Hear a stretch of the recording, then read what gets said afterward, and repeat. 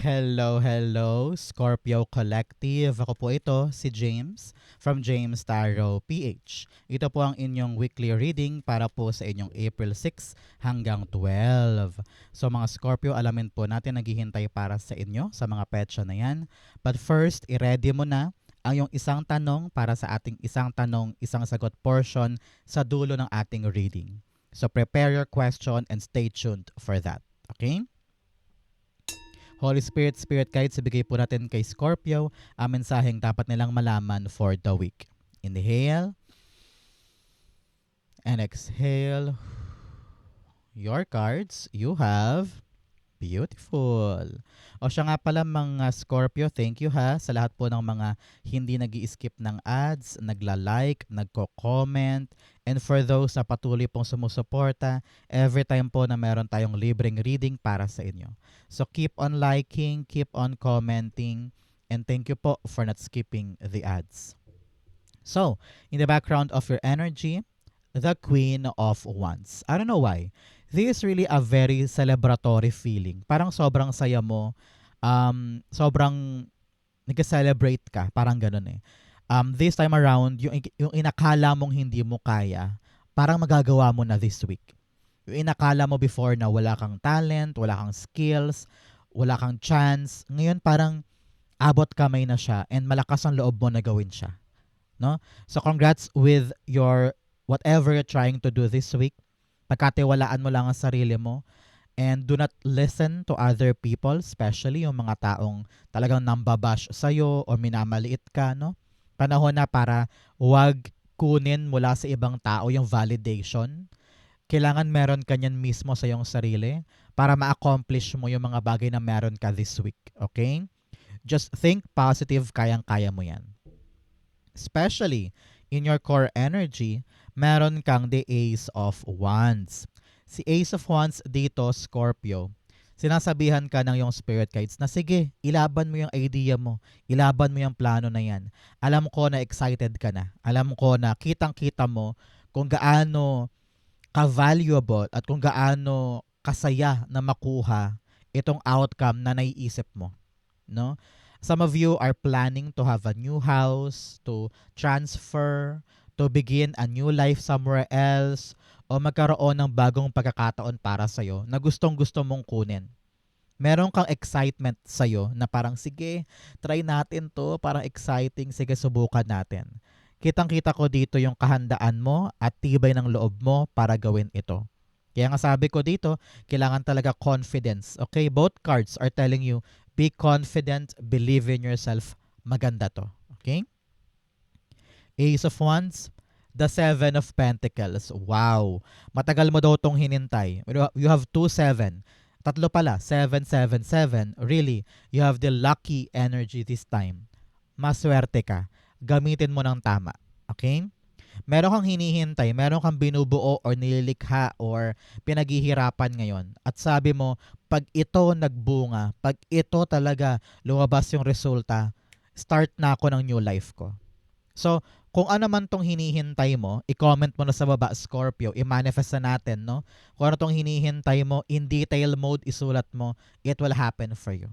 No? Kaya kailangan talaga kapitan mo to, wag mong susukuan, ilaban mo siya kasi yung bunga napakatamis, sabi ko nga celebratory. And you will feel so good about yourself na nagawa mo, nakuha mo, na-achieve mo at ready ka na sa new chapter ng life mo. Okay? Congrats po. Claim mo yan para sa iyo yan. In the area of what you need to focus on, meron po kayong the 10 of Pentacles. Dito naman, sinasabihan ka, Scorpio, na yung spirit guides to really focus on long-term things. Hindi yung para ngayon lang, hindi para bukas, kundi pang matagalan. Para ma-assured yung security, ma-assured yung stability sa bagay na ito. Example, this week, sisimulan mo na seryosohin yung pag-iipon. Kahit pa 20-20 or 10% ng kita mo, gusto mong masigurong merong ipon ka every month, parang ganyan. O kaya this week, sisimulan mo na yung diet na gusto mong simulan, no? Long-term ang epekto nito, long-lasting, di ba? So ngayong linggo mo, sisiguraduhin na yung punla para sa mga bagay na pangmatagalan ay disiplinado mong gagawin. Kasi talagang uulanin ka dito ng biyaya kapag na-keep mo siya. Kaya importante dito na disciplined ka, you have the consistency, no? At seryoso ka sa talagang pangmatagalan na ito. Many of you ay pinapayuhan dito Scorpio na ipaglaban mo daw yung isang bagay na alam mong para sa'yo. I don't know why. Very specific to for a certain Scorpio dyan. Halimbawa, family issue or mana or hatian sa mga dapat paghatian. Sabi dito, you have what it takes para makuha yung sayo. Ipaglaban mo daw yon because may parte ka dyan. Parang ganun eh. So make sure na alam mo kung ano yung dapat mong ipaglaban, alam mo kung ano yung dapat mong angkinin, at kung ano yung fair share mo. Wala naman daw masamang ipaglaban yun. Parang ganun. Ten of Pentacles. The Seven of Wands, yes. Talagang defend, ipaglaban mo. Panahon to para umakto. Panahon to para tumayo, gumalaw. No? Panindigan yung mga dapat panindigan. Okay? Kung ito man ay laban sa mana, laban sa utang, sa property, sa karapatan mo, go, stand your ground and defend this. Like I said kanina, para naman po sa iba, sa ibang Scorpio dyan, kung meron kang sisimulan ngayon na pang long term, fight for it. Fight for your diet, fight for your new negosyo, or balak mo nang simulan itong bagong proyekto. Kailangan mo manindigan para makuha mo talaga yung long-lasting epekto nito. No? Hindi pwedeng aatras ka porque may obstacle. Hindi pwedeng uurong ka na lang pag nahirapan. The more ngayon na kailangan mong patunayan na kayang-kaya mo tong ipaglaban para sure ball ang long-lasting effect. Okay? Importante yan para sa'yo. In the area of what you need, meron kang the Seven of Swords. Sabi dito, Scorpio, ramdam ng yung spirit guides na wala kang tiwala sa ibang tao. Many of you ay parang na-betray, naloko, naisahan, cheating, no? Na-involved sa cheating. Kaya ngayon, sobrang nadala ka na, napaso ka na, kumbaga. Kaya ayaw mo na magtiwala sa iba. Some of you are working things on your own. Sabi mo, ayoko na. Hindi ko kayo kailangan para gawin ko to. Kasi pag marami nangingialam, lalong nahihirapan, no? Lalong gumugulo. So keep on doing that. Ramdam ko dito na keep on working things on your own. I don't know why. Kasi parang mas gumagana or mas bumibilis kapag ikaw ang kumikilos mag-isa, no? So ramdam ko dito na uniquely, it's working in your favor. Pero sabi dito, kasabay noon, huwag mo daw munang ipamalita sa iba kung ano yung ginagawa mo ngayon. Huwag mo daw munang i-broadcast sa madlang people kung ano tong inaasikaso mo. Kasi nga maraming mga evil eye, maraming mga inggitero, maraming mga insecure sa paligid na maaring magtapon ng bad vibes sa ginagawa mo. So, much better i-secret daw muna or ilihim muna kung ano yung ginagawa, saka mo na lang sabihin kapag sureball na o kumpirmado na. Parang ganon. Okay? Seven of Swords, the Three of Cups. Yes, especially sa mga tao sa paligid mo. Naku, may mga dyan na happy to be with you, nakangiti sa'yo, good vibes kayo palagi, swak kayo, pero you know na hindi mo sila dapat pagkatiwalaan or hindi sila maaasahan. Kaya you need to work on your own. Tama na muna tong gathering with them, no? Pinapayuhan ka to pick the right people na dapat mong isama sa iyong tagumpay because not everybody are happy with your success. Okay? Not everybody is rooting for you, no? Kaya ingat-ingat sa mga pinagkakatiwalaan. Kaya nga sabi ko, kung meron kang ginagawa ngayon, isikreto mo muna kasi nga maraming mga tao diyan ang talaga namang not happy for you. So, in silence ka lang muna, in shadow work ka lang muna ngayon, saka mo na ipamukha sa kanila kapag talagang celebration mode na. Pag okay na, at talagang nganganga na lang sila sa sobrang sorpresa sa nakuha mo. Okay? In the area of what's affecting your current energy, meron kang the Five of Wands. Sabi dito, may mga laban ka na dapat mong ipanalo. And at some point, hindi mo alam kung ano ba yung right strategy para ako yung mapili, ako yung manalo, ako yung mag-stand out, ako yung mamayani. Nag-iisip ka ngayon ng paraan. And huwag ka mag-alala, makakahanap ka ng isang matibay na idea or magandang strategy at talaga namang magbubunga ng maganda para sa'yo. Okay? So, wag kang umurong kung medyo nahihirapan ka or maraming kakompetensya, maraming mas magaling sa paligid. Alam ko, naka-intimidate yan. Pero isipin mo lagi, meron ka ring bala para manalo dito. Meron ka ring maibubuga para magbunga itong hinihintay mo. Okay? Important yan. Five of Wands, the King of Wands. Yes, kapit lang. Be brave.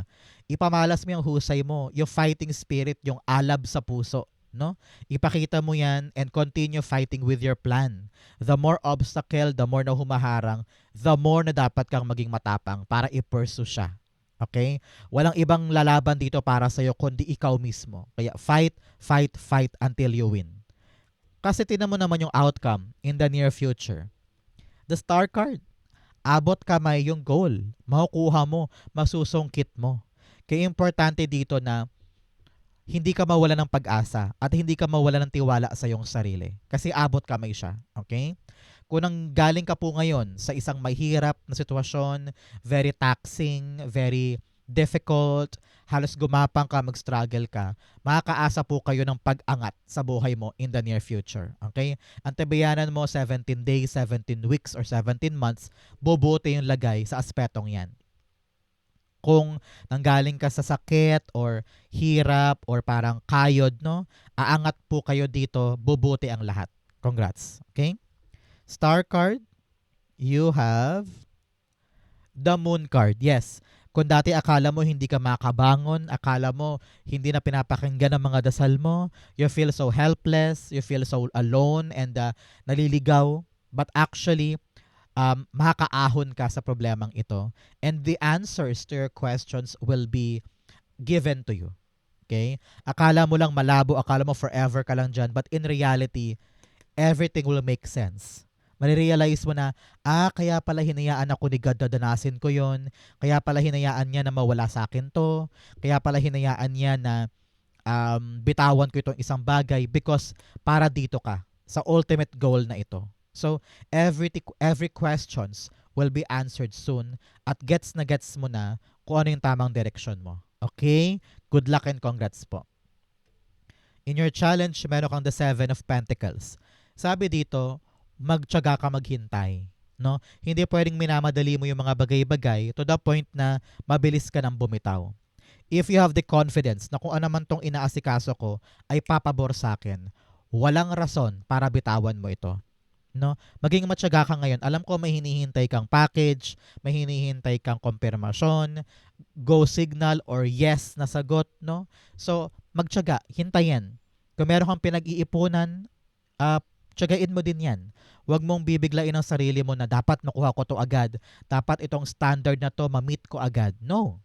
Things take time. Kaya importante dito, maliwanag sa isip mo 'yon na good things take time para mabuo, para mahinog. Kaya wag na wag kang maiinip. Dalawang bagay itong hinihintay mo, Scorpio. Okay? Meron kang dalawang bagay na hinihintay. And your spirit guides are telling you, yung isa may bunga na, yung isa kailangan mo pa talagang tiyagain. Okay? 7 of Pentacles, the Chariot card. Yes, may mga laban na kailangan talagang, alam mo yon, necessary na paghinto, necessary na hintayin, or necessary na madelay, ganyan. Especially sa mga bagay na nilalabanan mo or pinupush forward mo. Kasi nakita ko dito na minsan kahit ready ka na, pero kung yung blessing ay pine-prepare pa para sa'yo, nang sa ganon, swak sa'yo. No? Kaya meron kang bagay sa buhay mo na, huy, wag mo madaliin yan. Kaya nga wala pa nangyayari ngayon kasi pine-prepare pa. Kaya wag mong ratsyadahan yung biyahe. Okay? Very important lesson ito sa'yo this week. Example, katok ka ng katok doon, wala pa rin nangyayari, wala pa rin sagot. Hintayin mo na lang, no? Darating din yan in God's perfect time. Okay? In your fortune, meron kang surrendering to the journey, release control. Yes. Like I've said kanina, hayaan mo lang, darating din yan. Huwag mong kontrolin, huwag mong pigilan, huwag mong puwersahin. Kapag wala pang sagot, hintayin. Kapag wala pang resulta, hintayin. Okay? Importante yan for you. In your fortune, meron kang the Ace of Swords, clarity. No? Ngayong linggong ito, darating sa'yo yung kaliwanagan or konkretong mapanghahawakan na sagot mula sa isang bagay na dati malabo, na dati parang hindi ko sure. So, this clarity will come to you this week. Ito yung bala mo or angkla mo para dumiretso sa mga bagay-bagay. Okay? This is also a breakthrough card. Kung meron ka daw pong pinaghihirapan ngayon or parang struggle ka ngayon, asahan mo na malulusutan mo yung problemang na yan, malalagpasan mo yan, and very, very victorious ka, matagumpay sa laban na yan. Congrats po. Ace of Swords, the Star card. Takpan ko lang siya, medyo FHM ang posing niya. So Star card's all about you talagang having that biggest hope. No? Talagang panalo ka sa goal mo this week. Example, ang goal mo this week ay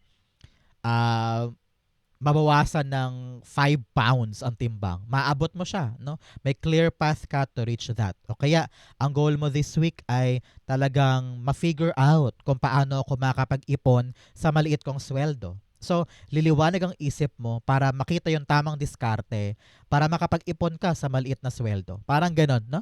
So, makikita mo this week na abot kamay, reachable, practical, itong goal mo na to at kayang-kaya mo siyang ipanalo. Okay? Good luck po and congrats. Claim mo to para sa'yo yan.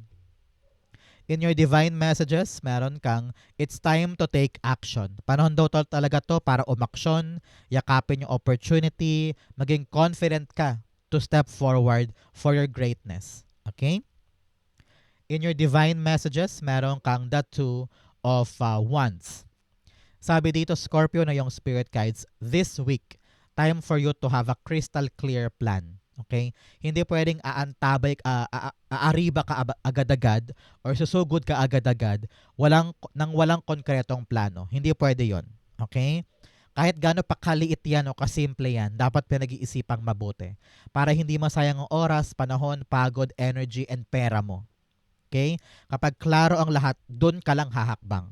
Nang sa ganun, masulit mo itong bagong gagawin na ito. Lahat ng bagay dapat pinagpaplanuhan. Okay? Two of Wands, the Emperor card. Yes. Sabi dito, narinig ko, maging sigurista ka. Maging wais ka sa iyong mga plano. Example, yung ang planong mag-diet. No? Balak mo ngayon ay wala munang kanin. Pero practical ba yon? Doable ba yon? Makakabuti ba yun sa'yo in the long run? So maging wais ka. Diba? Maging wais sa iyong plano para makip mo siya in long term. Siyempre, mga bagong adventure ito. No? Hindi man pwedeng pagtapak mo, bawi agad. No? Urong agad. Siyempre, hindi. Sayang naman, diba? So ngayon pa lang dapat ikaw ay nagpaplano ng pinaka-practical na paraan. Sigurista ka dapat. I-make sure mo na bago ko to gawin, alam kong kaya ko. Okay? So that magkaroon to ng dire-diretsong outcome for you. Pinapayuhan ka rin ngayon, Scorpio, to be disiplinado. No? Kung ano yung dapat gawin, stick to that. At maging accountable ka or maging committed ka dito nang sa ganon talaga magkaroon ng konkretong outcome. Bawal duwag ngayon, Scorpio. Labanan ng kaduwagan, planuhin ng mabuti, ilatag mo na sa harapan mo para magkaroon na ng kaliwanagan moving forward. Okay? Outcome mo ito, bigyan mo na kita ng fortune cards. You have April o Scorpio. Ngayong Abril, meron daw po kayong magandang outcome or magandang balita or milestone na dapat abangan. Congrats po. You have Sunrise, new creative ideas, new venture, a fresh start. Wow! Baka ngayong buwan na to, meron kang mga bagong idea. Ito yon, mga bagong plano na talagang napaka-exciting para sa'yo, or new venture, new adventure, or mga bagong sisimulan na pintuan. So congrats po. Another message, fair man, lalaki daw po na moreno, mistiso, maputi, moreno. Lalaki daw pong mistiso, maputi, or puti ang buhok, hindi moreno, sorry. So fair man, meron daw pong concern sa kanya ngayon, kausapin mo. You also have dark woman, babaeng morena. Ayan, ito yung morena. Maitim or itim ang buhok, may concern daw sa kanila. So mistiso at saka morena. Baka merong taong ganyan sa buhay mo. May concern daw sa kanila, check them out, makiramdam ka, baka meron kayong dapat pag-usapan. Okay? Ang outcome ni Scorpio for April 6 to 12, the King of Swords. Panahon daw to for you, Scorpio, na maging madiskarte, no? Magkaroon ka ng tamang strategy para kung ano man itong ilalaban mo, ay sigurado, sure ball, garantisado ang good outcome. sabi ng yung spirit guides, time for you to really take action, no? Kumilos, gumalaw, no? Wag nang iisang tabi, wag nang ipagpabukas pa, wag nang iwasan. Panahon to para harapin at kunin yung aksyon para maipanalo na siya. Okay? Narinig ko meron kang dinedelay, meron kang pilit na alam mo yun, iniiwasan na bagay, pero tinatawag ka talaga na aksyonan. I don't know why. Narinig ko para nag-i-involve ito sa due date. Parang merong cut-off or merong expiration date kaya kailangan talagang umaksyon na. King of Swords, the Empress card. Sa mga nililikha mo, meron kang kine-create ngayon, binibuild, or tinatapos. Maaring talagang may deadline ito para sa'yo. Kaya kailangan aksyonan na, tapusin na, buuin na, at seryosohin. Nang sa ganun, maipanganak mo na yung outcome na maganda para sa'yo. Okay? Scorpio, dumako na tayo sa yung isang tanong, isang sagot. Close your eyes. Concentrate on your one question. Breathe, inhale, and exhale. The answers, you have the Ace of Pentacles, the Death card, beautiful, and the Ten of Swords. Okay, at the bottom of your deck, meron po kayong the Ten of Cups. You're after your ultimate happiness. Alam mong liligaya ka dyan sa question mo and gusto mo lang kumpirmahin kung talagang maganda ito. No? Your spirit guides are telling you this time around, magka-transform na ang life mo for the better. Kung ano man tong tanong mo, kung ano tong answer na hinihiling mo, nakita ko dito, things will end and things will now start anew. No? Panahon to para sa transition mo. Pagbabago mula sa makaluma sa makabago. Akala mo nakalugmok ka na dyan for a very long time. Hindi mo nakita kung ano yung maaari magpabangon sa'yo. And for some point, nawalan ka na ng gana, nawalan ka na ng tiwala or pag-asa dito. But now, napakagandang valuable opportunity itong question mo eh. Parang meron ka talaga makukuhang magandang bagay dyan na magpapabangon sa'yo at magpapabago ng buhay mo from now on. You are now searching for really abundant life, happy life. Baka family wish ito or isang magandang bagay, magandang gift for the family. And iniisip mo, tama bang i-accept to or hindi? Tama bang i-push ko to o hindi? Your spirit guides are telling you, this will change something. Mag-e-end ang hardship, mag-e-end ang kalugmukan dahil sa bagong opportunity na ito. No? So nakita ko na grab it, take it, give it a chance, give it a go. Huwag mong sayangin dahil baka makita mo na ito na pala yung simula ng mga bagong bagay para sa akin. You're thinking about your family. You're thinking about your legacy with them. So, ngayon may chance ka to do that. At ibababangon mo ang sarili mo dito. You have 10 here, 10 of Swords and 10 of Cups, telling you a completion, no? Pagkatapos, ending, closure, and you are now ready to enter a new portal or a new chapter in your life. Ito yung susi mo doon. Ito yung pintuan. Ito yung talaga namang bala mo or magagamit mo para magbago ang lahat.